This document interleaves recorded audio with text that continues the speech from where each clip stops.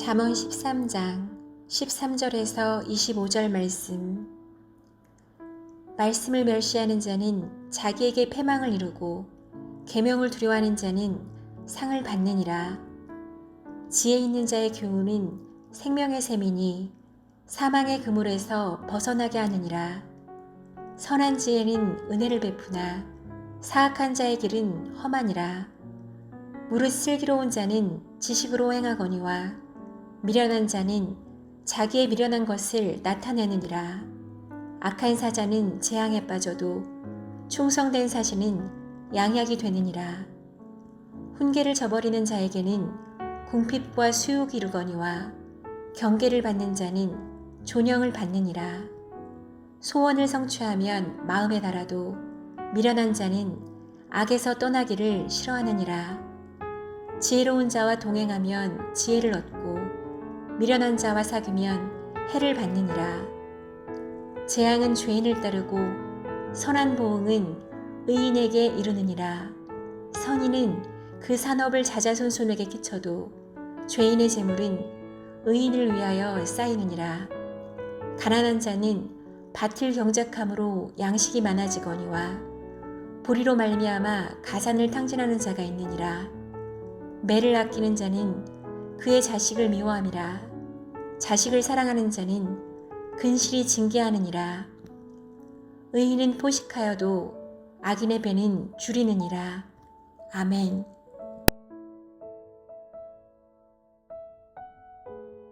함께 기도하겠습니다. 하나님, 우리의 삶을 끊임없이 회복시켜 주시고 또 끊임없이 십자가로 나아가게 하신 것 감사합니다. 오늘도 어제보다 오늘 더 회복된 은혜를 누려갈 수 있도록 함께하여 주옵소서. 이 모든 말씀 예수님 이름으로 기도하였습니다. 아멘. 할렐루야. 우리에게 믿음을 주셔서 그 믿음으로 우리의 모든 순간 하나님을 보고 듣고 경험할 수 있는 은혜를 허락하여 주신 우리 하나님의 이름을 높이 찬양합니다. 오늘 우리가 함께 나눌 말씀의 제목은 회복된 창조의 삶, 회복된 창조의 삶, 이뤄가는 말씀의 제목입니다. 우리는 계속해서 잠언의 말씀을 묵상하고 있습니다. 잠언의 말씀을 묵상하다 보면 때로는 이 말씀이 일반적으로, 그러니까 사회적으로 받아들여지고 있는 도덕적 규범과 윤리적 기준과 전혀 다를 것이 없다라는 생각이 들 정도의 말씀들이 굉장히 많이 있습니다. 그런 생각이 드는 이유는 잠언의 말씀을 아주 간단하게 정리해 본다면 착하게 살아야 돼, 또 착하게 산 만큼 보상이 있을 거고 나쁘게 살면 나쁘게 산 만큼 대가가 있을 거야 라고 하는 이런 보응의 원리 혹은 곤선징악의 원리로 이 말씀이 흘러가고 있는 것처럼 보이기 때문입니다. 그러나 잠언의 말씀은 그런 말씀이 절대 아닙니다. 겉으로 보기에는 잠언의 말씀이 보응의 원리 혹은 곤성징악의 원리와 동일하게 흘러가고 있는 것처럼 보이지만 잠언의 핵심 주제는 지혜이신 예수 그리스도를 통한 창조성의 회복에 관한 말씀입니다. 그러니까 하나님께서 원래 우리를 창조하셨을 때의 모습이 있는데 그 모습이 죄로 인해서 창조 때의 모습을 상실하게 되었고 그 상실된 창조 때의 우리의 모습을 지혜이신 예수 그리스도께서 그분의 보혈로 다시 회복시켜 주시는 것에 관한 말씀이 바로 잠언의 말씀입니다.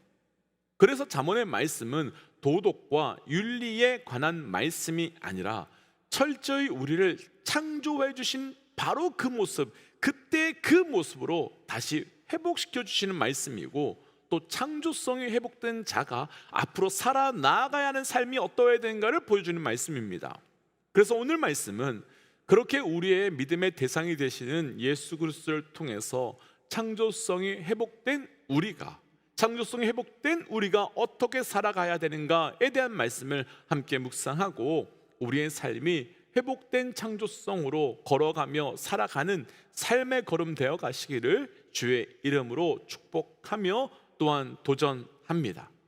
회복된 창조의 삶, 첫 번째는요, 본문 중에 14절 말씀 함께 좀 읽어보겠습니다. 14절 말씀입니다. 지혜 있는 자의 교훈은 생명의 샘이니 사망의 그늘에서 벗어나게 하시니라. 아멘. 오늘 말씀은 14절 말씀을 기점으로 시작해서 지혜로운 자의 삶이 어떠해야 되는지를 아주 구체적으로 설명하는데, 먼저 우리가 방금 읽었던 14절 말씀을 다시 한번 보시면 지혜 있는 자의 교훈은 생명샘이며 그래서 사망의 그늘에서 벗어나게 한다라고 증거하고 있습니다.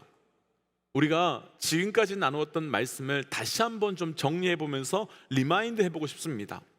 우리가 지금까지 계속적으로 반복해서 나누었지만 잠언에서의 지혜는 단순하게 세상의 지식 혹은 인간이 어떻게 살아가야 되는가 하는 그 삶의 지혜에 관한 말씀이 아니라 말씀이 육신이 되어 우리 가운데 거하시는 예수 그리스도를 의미한다라고 여러 번 반복적으로 나누었습니다. 그 말씀의 관점으로 우리가 조금 전에 읽었던 14절, 우리가 조금 전에 읽었던 14절의 말씀을 다시 한번 보시면 우리에게 지혜이신 예수 그리스도와 또한 그분을 통한 말씀이 우리에게 허락된 것이 얼마나 귀하고 놀라운 은혜인지 또 얼마나 축복인지를 알 수 있게 되는데요, 14절에서는 지혜 있는 자의 교훈, 그러니까 예수 그리스도의 말씀은 생명의 샘이니 우리를 사망의 그늘에서 벗어나게 한다라고 말합니다. 우리에게 지혜이신 예수 그리스도가 필요한 이유가 무엇이겠으며 우리에게 지혜이신 예수 그리스도를 허락하여 주신 하나님의 본질적인 이유가 무엇 때문이겠습니까? 곧 사망의 그늘에 머물러 있는 우리에게 생명의 샘을 마시게 하심으로 그를 통하여 살아나도록 또 그를 통하여 계속해서 살아가도록 하시기 위해 보내주시고 허락해 주신 것으로, 오늘 말씀의 제목 그대로 이 말씀을 그대로 우리에게 적용해 본다면 지혜이신 예수 그리스도를 우리에게 허락하여 주심으로 우리의 삶이 회복된 창조의 삶을 계속하여 회복하며 살아갈 수 있도록 우리에게 허락하여 주신 것입니다. 먼저 여기까지 나누고 도전하고 싶은 것은 우리의 삶이 회복된 창조의 삶이 계속되어 가시기를 주의 이름으로 축복하며 또한 도전합니다. 계속된 회복의 삶이 이루어져야 되는 겁니다. 그런데 여기서 우리가 구분해야 하는 것이 한 가지 있는데, 저는 방금 전에 의도적으로 회복된 창조의 삶이 계속 회복되어야 됩니다 라고 축복하고 부탁드렸습니다. 그러니까 회복된 창조의 삶으로 살아가십시오가 아니라 회복된 창조의 삶이 계속 회복되어야 됩니다 라고 말씀드렸습니다. 의도적으로 이렇게 표현해 드린 이유는 회복된 창조의 삶은 단 한 번의 회복으로 이루어지는 것이지만 동시에 계속해서 또한 회복되어야만 하는 삶이기 때문인 겁니다. 그러니까 우리의 삶이 계속해서 지혜 있는 교훈, 그러니까 예수 그리스도와 계속해서 동행하며 그 샘을 마시지 않으면 우리가 단 한 번의 회복뿐 아니라 계속해서 회복된 이유를 누려가기 위하여 우리의 삶에서 그 샘을 계속해서 마셔야 된다는 겁니다. 이 부분을요 구원론으로 표현해 본다면요, 신분의 구원과 수준의 구원이 우리의 삶에 일어나야 된다라는 겁니다. 단어가 조금 어려운 단어이면서도 좀 복잡해서 제가 아주 간단하게 예를 들어서 좀 설명드려 보겠습니다. 예를 들어서 제가 어떤 고아원에서 아이 한 명을 저희 집으로 입양했다고 생각해 보시죠. 제가 그 아이를 입양하게 되면 그 아이는 제가 입양 서류에 제 이름으로 사인하는 순간부터 기존에 그가 어떤 성을 가지고 있었던 아이였든지 아무 상관없이 이제부터 그 아이의 성은 최씨로 변경이 됩니다. 그리고 그렇게 성이 바뀌면서 그 아이의 신분은 이제 완전히 바뀌는데, 이제 더 이상 고아가 아니라 부모가 있는 자녀의 신분으로 바뀌게 되지요. 곧 완전히 회복된 신앙인이 완전히 회복된 삶이 되는 겁니다.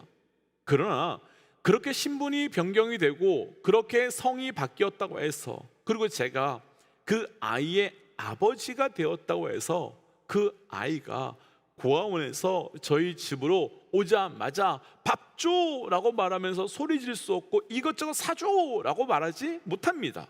요구하지 못합니다. 처음에는 어색하고 불편하고, 그래서 과연 저 아버지라는 사람이 어떤 사람인지, 또 이 가정이 어떤 사람인지 그렇게 시간을 보내게 되면서 처음에는 아빠, 엄마라고 부르지도 못했는데, 그런 시간을 한참 지내고 나면 언젠가는 아주 편하게 아빠, 엄마라고 부르기도 하고, 또한 이것저것 사달라고 요구하기도 할 것입니다. 이미 자녀는 제가 입양 서류에 사인을 하는 순간 신분이 회복되었습니다. 그런데 신분만 회복된 것이 아니라 그와 저와의 관계의 수준은 계속해서 더 회복되어야 가고 계속해서 더 깊어져야 합니다. 저는 그의 부모로서, 그는 저의 자녀로서 계속해서 회복된 삶을 살아가야 되는 거지요. 그대로 이 말씀을 우리에게 적용해 본다면, 우리는 지혜이신 예수 그리스도의 생명샘으로부터 흘러나오는 생수를 통해 죄인된 우리가, 그래서 죽을 수밖에 없는 우리가 신분이 단 한 번에 완전히 회복되었습니다.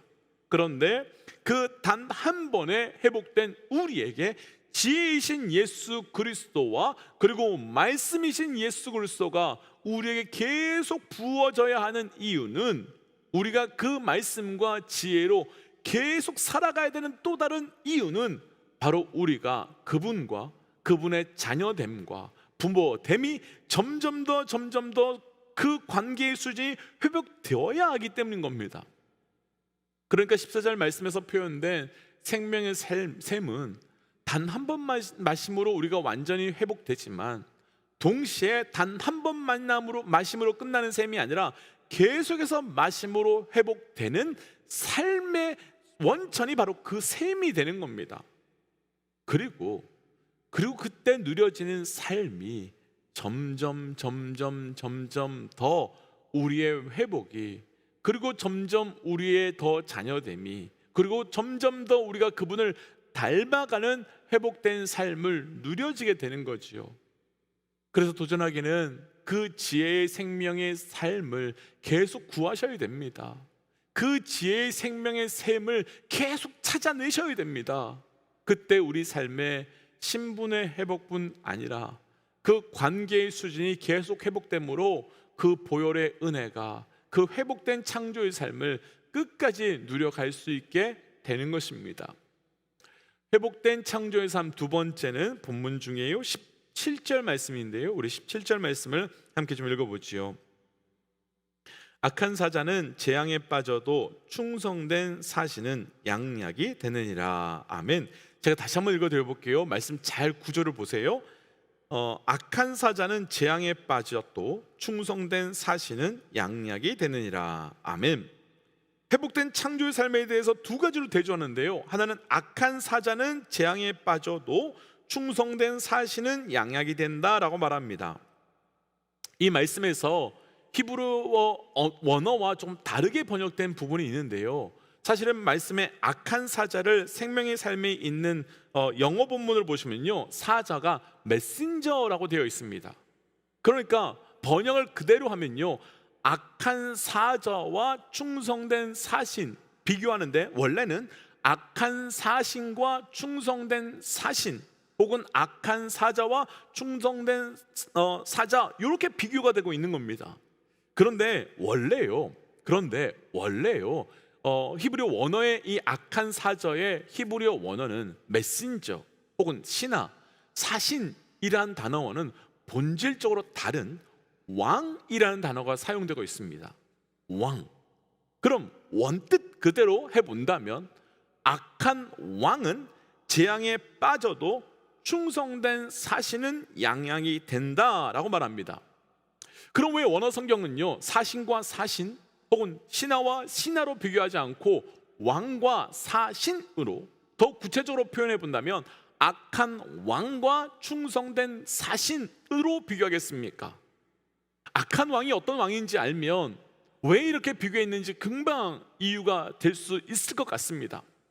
여기서의 악한 왕은요, 왕인데 나쁘게 통치하게 하고 자기 마음대로 나라를 다스리는 왕을 뜻하는 단어가 아닙니다. 그런 왕이 아니라 왕이라고 속이는 거짓 왕, 그러니까 왕이 아닌데 내가 왕이야라고 말하는 거짓 신하임에도 불구하고 내가 왕이라고 말하는 거짓 왕을 뜻합니다. 그러니까 아주 구체적으로 표현해 본다면요, 신하인데 왕이 되려 한 신하를 악한 사자, 악한 신하라고 표현하는 겁니다. 그럼 17절 말씀을요, 원어에 아주 가깝게 해석해 본다면 왕이 되려고 하는 악한 신하는 재앙에 빠져도 충성된 신하는 양약이 된다라는 뜻이 되는 거지요. 그럼 악한 사자는 누구를 의미하는 것이겠습니까? 누굴까요? 바로 아담과 하와를 뜻하는 것이며 동시에 아담과 하와의 후손이 되는 우리를 뜻하는 거지요. 아담과 하와가 선악과를 먹은 이유는 분명합니다. 선악과를 먹으면 하나님이 될 것이라고, 하나님처럼 될 것이라고 하는 뱀의 말에 하나님이 되려고 선악과를 먹은 것이지요. 사람이 하나님이 되려고 한 죄, 바로 그 사람이 하나님이 되려고 하는 그 죄인, 그 신하가 왕이 되려고 한 악한 사자로, 바로 그것이 우리의 모습이었던 겁니다. 그런데 우리는 예수 그리스도께서 다시 회복이 되었고 다시 창조가 되었습니다. 그렇다면 이제 우리의 삶은 왕이 되려고 하는 악한 신하와 같은 삶이 아닌, 그러니까 우리가 왕이 되고 주인 되는 삶이 아닌 오직 그분을 왕으로, 그분을 주인으로 모시며 살아가는 충성된 사신, 충성된 신하의 삶을 살아가야 되는 것이 회복이라는 겁니다. 그것이 바로 회복된 창조의 삶으로 살아나갈 수 있는 은혜가 되는 거지요. 요한계시록 2장에서는 죽도록 충성하라 라고 하는 말씀을 주신 교회가 서버나 교회인데요, 그 교회 리더가 폴리캅이라고 하는 사람이었습니다. 그런데 이분은 예수를 믿는다는 이유 때문에 그 인생의 마지막에 화형을 당해서 결국 순교하게 되십니다. 그런데 이분을 화형당하기 바로 직전에 로마 군인들이 너가 여기서 예수 그리스도를 단 한 번만 부인하면 살려줄 테니 예수를 부인하라. 그리고 다시 풀려나가서 너가 예수를 믿든 말든 너희 마음대로 해라. 그럼 우리가 잡지 않을 테니까 너 마음대로 해봐라 라고 하면서 이렇게 계속해서 유혹을 했었습니다. 그때 폴리캅이라고 하는 이분이 하신 말씀이 뭐라고 되어 있는가 하면, 지금까지 내가 살아온 80년의 내 삶에서 예수님께서는 단 한 번도 나를 부인한 적이 없는데 내가 어찌 그분을 부인할 수 있겠느냐 라고 말하면서, 당신들도 내게 잠깐의 고통으로 겁주려 하지 말고 영원한 지옥의 불을 두려워함으로 너희들로 예수를 믿어라 라고 말하면서 조금도 타협하거나 비겁하지 않게 결국은 순교당하셨습니다. 어떻게 그렇게 살 수 있었겠습니까?